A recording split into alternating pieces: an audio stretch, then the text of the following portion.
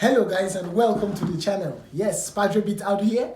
Today I want to show you, I want to take you on a comprehensive guide on how to actually record your vocals in FL Studio. So before we go to this video, don't forget to like and subscribe to the channel. Be patient with this tutorial because I'm going to be going to show you an in-depth, a lot of things that you don't really see on the internet when they are trying to explain how to record vocals. So this is FL Studio and I'm going to do this especially and prepare for beginners. Let's go to this video right away. So this is FL Studio opened, and the thing you want to actually do is to have your instrumental or your beat dragged into FL Studio. So this is, I'll be using this beat, as you can see, this particular beat in FL Studio right now. So I'll just drag it and drop it.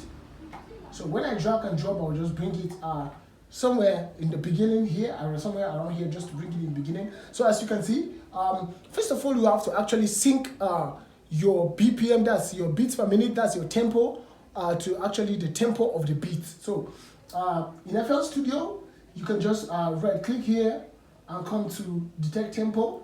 So once you detect tempo, as you can see, it has automatically showed me that the first one, the embedded tempo here is 85, that's for the beat. So you can just click on this and it asks you, it says the tempo for this sample has been kept as 85 BPM. Would you like to set the project tempo to this value? That's, would you like to set the FL Studio right now tempo to this particular tempo, 85 years? Then you click on yes. So as you can see, automatically it has linked, it has synced our FL Studio to the tempo of the beat, and there you go, you can start recording. And this is strictly based for FL Studio 2020 and above. So the next thing you want to do is actually come to this track here. Let's say okay, let me use my driver for the sound card. So okay, the next thing you want to do is just to click on song here, as you can see, pattern mode song, just to make sure your beat is actually playing. Okay, I actually forgot. Okay, so our beat is actually playing. So the next thing you want to do is to double click on the beat and send it to a track. As you can see, let's send it to track 1. Then we go to the mixer channel and actually rename the track to our beat or instrumental.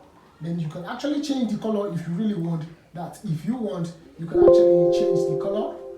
Accept. Then here, as you can see, the color has automatically changed. So when you play it, you automatically have your beat here. So the next thing you want to do quickly and ASAP, the next thing you want to do is to come to your track here and right click on the track, come to track mode, come to audio track, as you can see, and actually let's say we want to use track 2 for this. So we'll just click on track 2. As you can see, we've clicked on track 2. So it has already dropped a recording bar on track 2. So you come to the mixer channel again, and what you need to do on the track 2 is to actually click on none here and select the input for your interface. So on my interface, my microphone is plugged in input 1.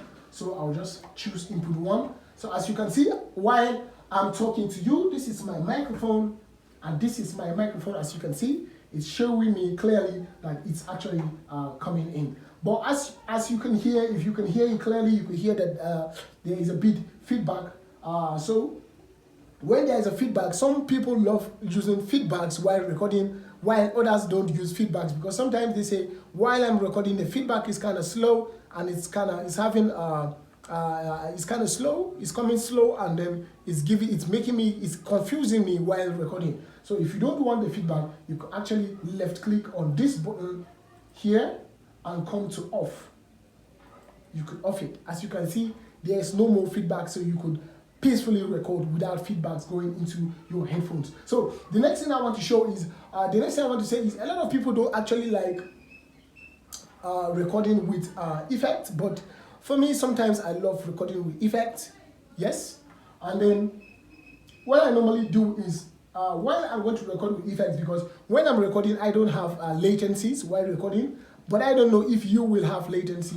So what I normally do is to have, let's say I'm going to record a track that has a track that is a singing track, and I want to use auto tune for it. So I will just select auto tune and just have auto tune inserted here, and then have a bit of EQing, and then just to listen to how good the vocals is while I'm recording. But then most people don't love that, but for me, I love doing 1 or 2 before I start recording, so you can actually do that. But meanwhile, let's record first and see how it's going to look like. I'm going to do a small freestyle, and it's a hip hop beat, so I'm going to do a small freestyle. So let's go. So all you need to do is just to sometimes okay, you could actually here type in keyboard to piano, but as you can see, I have removed it, so it's not showing any color. While I click here, it means I'm gonna be using my keyboard on my computer for making beats. That's anything I punch is gonna be used as a MIDI keyboard, but I don't want that. So I want to use my keyboard on my computer for shortcuts. So I'm going to click on R. As you can see, it has armed our recording. So I'll just click on my space bar, and it starts recording. So let's record and see.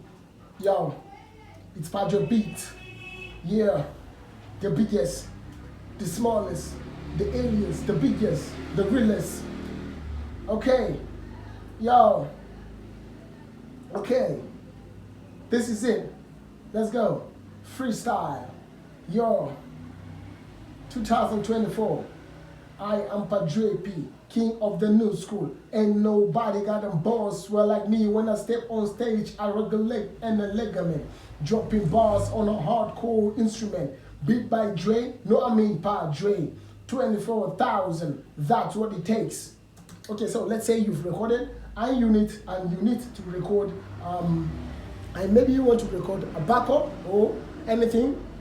So let's go. You can arm the recording again and click play. Okay, so let's give it.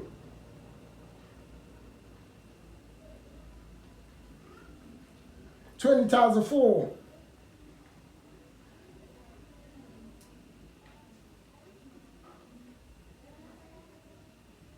Turn on my headphones.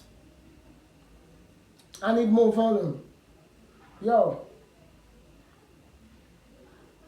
Yo, new school. Yeah. And a Leatherman dropping bars on a hardcore instrument. Beat by Dre. Woohoo! That's what it takes. Okay, so let's say this is your recording, and so we're done with the recording. As you can see, I forgot to actually show you something. While you record, all you need to do is double click. As you can see, the waveform is too small. All you need to do is to double click here and normalize. So as you normalize, you see the waveform is kind of a bit showing. So you could actually, if you don't really want to, actually reduce the size of the waveform from here, whichever way you want it. So let's double click and normalize. But as you can see, both my lead recording and my backup recording are both on the same track. Yes. So because we actually recorded them on track 2. So all you need to do is, if you want to start, let's say maybe you don't want them on that track, you could actually, as you double click, you could actually change the track, let's say track 3, and this the backup to track 4. So you could actually come here and rename your tracks, and then you could actually start mixing when you're done recording. So,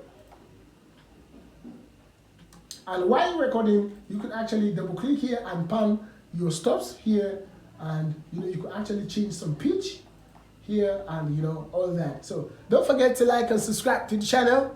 More videos, more tutorials coming your way. Thank you.